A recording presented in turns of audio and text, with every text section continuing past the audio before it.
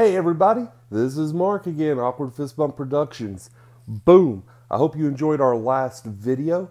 I hope we captured the true mission and the essence of what we're trying to do with this YouTube channel.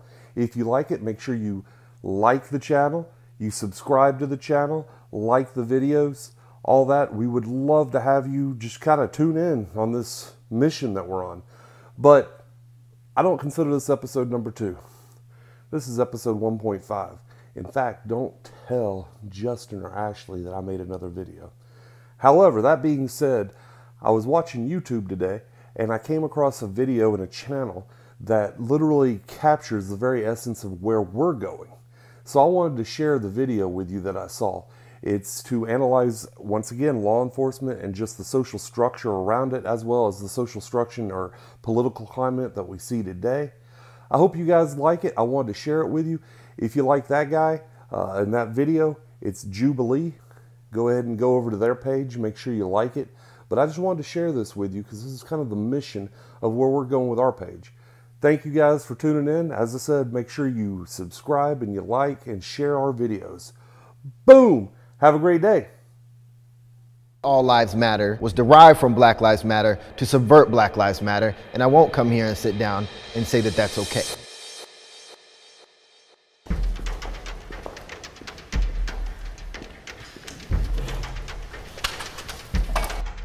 Can I have my law enforcement go to the left pool of light?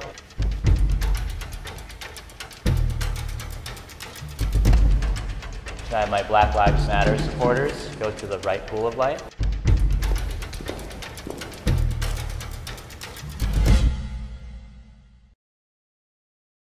I regularly fear for my life.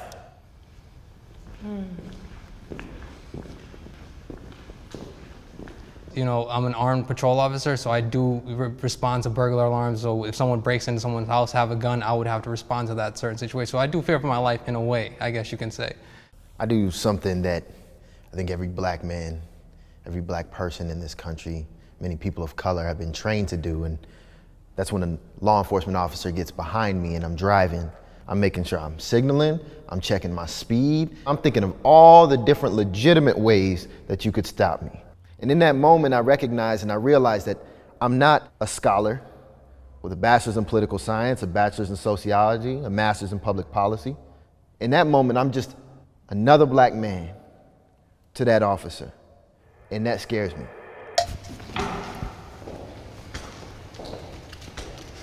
I maybe could have stepped forward. I feel scared for my life when I'm at work. Often, when you get pulled over and all the thoughts and things that are going through your mind, or where when I pull a car over, I'm thinking about where I'm at on the highway, how I'm gonna pull this vehicle over, did I run the plate, did it come back to that vehicle, am I buckled in, am I not buckled in, because most officers are shot and killed during traffic stops, and as I approach, I put my hand on that car to leave my handprint, because if I'm shot and killed, that person is further incriminated by the evidence of my prints being on their car. But I don't feel afraid for my life as a citizen, but at work I definitely do, and that's a choice I made. I choose not to live in fear. If the question was, do I feel less safe now than I did 5 years ago, I would say yes, and I think that that's because we have rampant social chaos that's expanding, and I think that that's playing a large role in a lot of the trends that we're seeing. What do you mean by social chaos? Out of wedlock birth rates, statistically, you know, that sets a child back 5 times more likely to be poor, 9 times more likely to drop out of school, and 20 times more likely to end up in prison. I mean, the chaos that I'm seeing more recently is white men walking into schools with AR-15s and slaughtering people. Yeah, and that is what you're seeing. And what you're not seeing is the dozens of homicides that occur in Chicago on a daily basis. And that speaks to certainly a media that's desirous to push an agenda and a narrative that factually doesn't bear out. There is a massive disparity between black crime and white crime at large. And obviously that's going to lead to accelerated interactions with law enforcement. Or is it the criminalization of black people people. When you have more police officers patrolling a concentrated area, then of course you have more stops. You have more, situations where police officers say, oh, they didn't signal, and then when I pulled them over, I pulled all occupants out of the car. I searched the car. I found this gun allegedly buried somewhere, and all of a sudden now you have a crime. As a public defender, the reputation is that, I'm going to lose most of my cases. I have won far more cases than I have lost. My name is Elisa Blair. I am African American. I'm also a criminal defense attorney. As a public defender, I've seen the mistreatment of my clients. I see the disproportionate incarceration of Black and brown people, and I see the excessive force used in arrests. Police should be given more resources.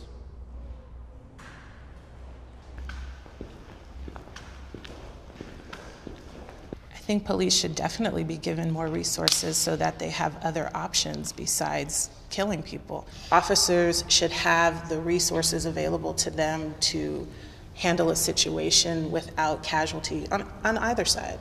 Yeah, I mean, as an officer, I appreciate hearing that from a member of the public and from a public defender, and can speak to it for myself and my department and what I've seen in other departments in the area, and know that we need more resources and different types of training, communication techniques to de-escalate situations, and different types of least force option techniques. But as a small woman, I also want to be able to physically protect myself, and it's a hard balance.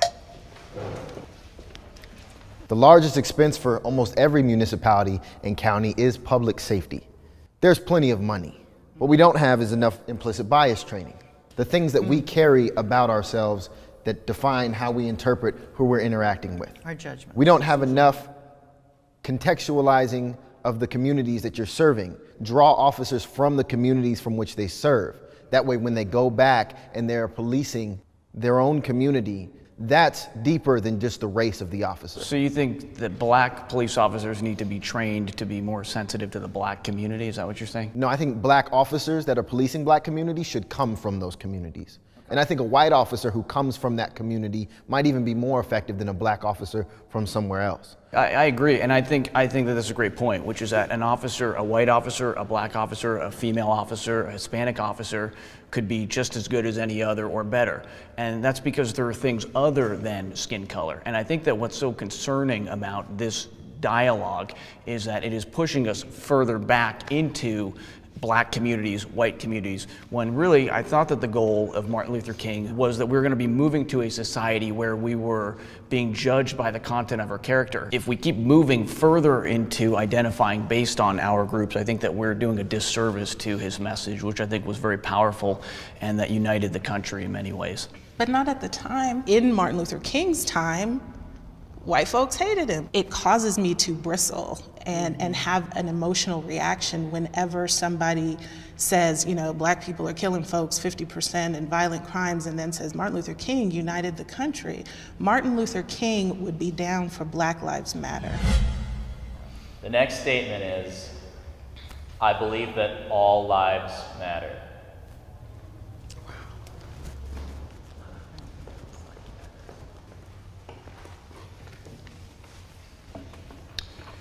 It's a little bit surprising. Below all of this stuff, below skin, deeper than all of this, there is a intrinsic God-given life that's put inside of all of us. I think that it's concerning that any movement would reject the fundamental premise of that while preaching for equality. Exactly. At that point, you're really not an equality movement if you're really only interested in speaking to your specific group. I truly believe I agree with everything that you say. Everyone deserves life, and I believe that, life is a gift. Plain and simple, all life counts, yeah. All life matters, all life deserves a chance. Yeah, I think that especially in this platform, but also in the world and the country that we live in today, stating that all lives matter takes away from the inequality that's happening in the world. Of course, all lives matter. It negates the fact that something has to be addressed. And if you don't address it and you don't recognize that there is a problem that has to be changed, then you never fucking change it. But that's not our intention. Our intention was just to answer a simple question. But it's not, Right, not but everything is the same. question was And not framed everything is the as, same. do all lives matter? Exactly. If you ask me if all lives have intrinsic value, if all lives are valuable, if all lives are worthy, I would have said, hell yes, and would have been the first one in my chair. All lives matter is a specific phrase similar to Blue Lives Matter and anything else that mattered after Black lives were exclaimed to have mattered, to detract, to appropriate, to subvert the message and the framing and the narrative that's being brought to us by the Black Lives Matter movement. So I don't think anybody here in this room thinks that any life is less worthy than another's. But the phrase all lives matter was derived from Black Lives Matter to subvert Black Lives Matter, and I won't come here and sit down and say that that's okay. Yeah, I mean, I feel like we're just kind of going into the weeds here. The question wasn't Black Lives Matter, it was just a simple question. Do you believe that all lives matter? You don't think that that's an interesting phrase? Connotations. Is that a phrase that you've used quite frequently before? I think, not really. I think that you can attach Right, whatever you want to it. because it started right after and that's Black the thing, is when I Lives try and Matter. step back from, you know, whatever sort of identity political stuff we have going on, and I try and deal with things head on based on reality. And when someone says to me, do you think all lives matter? I answer unequivocally yes every time.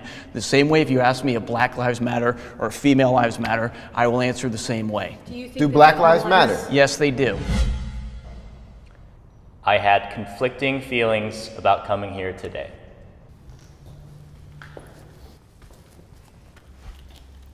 For me, I was conflicted because I don't feel like I should speak for Black oppression, but as a white woman, I think that I can be of value to other white people who may not understand. I'm Sandra Cruz. Well, I'm from the 60s, and I went to jail a lot for fighting for women's rights. And as a human being, I think it's important that I speak out and speak up for injustices. I'm feeling conflicted now as someone who steps into the law enforcement side as if we are on opposite sides. I am a law enforcement officer and a Black Lives Matter supporter. I find myself searching for what to do and how to make a difference, and I've had moments of thinking about leaving the force. I finally had a realization that this gives me an opportunity to have a different angle as a white woman and also as a police officer to potentially make a difference, even if it's just with changing myself. I didn't hesitate. I've been a civilian my entire life, and I consider it an honor to have an opportunity to provide voice for law enforcement and the men and women that serve our communities. I think it's fundamentally important for society to respect law enforcement. Men and women that serve our communities with tremendous honor and distinction end up getting a bad rap. I think that that's very harmful. I think that it is important, I think it's imperative to speak whenever you have an opportunity to. And I think that all of us in whatever movements we're part of or whatever belief systems we're part of should use our gifts. You know, de-escalation training is sitting in a room like this with a PowerPoint and walking officers through scenarios, and nothing in a scenario is ever going to be like the real world. In defense of officers, like only those of us that walk in the shoes of having a badge and a gun and being in these high-stress situations can really articulate what it's like to make these split-second decisions with our training. Officers need to be in these types of discussions, owning their shit and being like, I did this wrong and I have this prejudice, and how can I sit with people who can teach me and change me? This is what I think is sort of dangerous about a conversation like this, is that really the only thing that I want law enforcement being trained on is the law. Okay, this nebulous conversation about thinking about how I think about things, and some of us in law enforcement think of ourselves as social workers with a gun, and that's concerning because your job is to enforce the law. As someone in the field who wants more de-escalation training, it's not because I don't believe in a lot of the laws that I enforce, and it is my job to enforce the law. I'm not a law warning officer. That's not what I signed up to do. But we are given the discretion to make choices, and that's why we need more training, because we're human beings, just in my perspective. And I appreciate your support of law enforcement, and your perspective. Yeah, and I appreciate your perspective as well as your real service that you've done. So, and I don't want to, our disagreements certainly don't take away from my respect and admiration for your service. Well, thank you for I think your we support. all respect the service of everyone who works to the service of others. I don't think anybody in this room is against individual officers. The conversation is to take a step back and recognize that this institution is a relic of Anglo policing from European culture, but also slave catching and deep-rooted racism in American policy. And we need to take that step back and recenter this conversation on the fact that it's bigger than just an officer.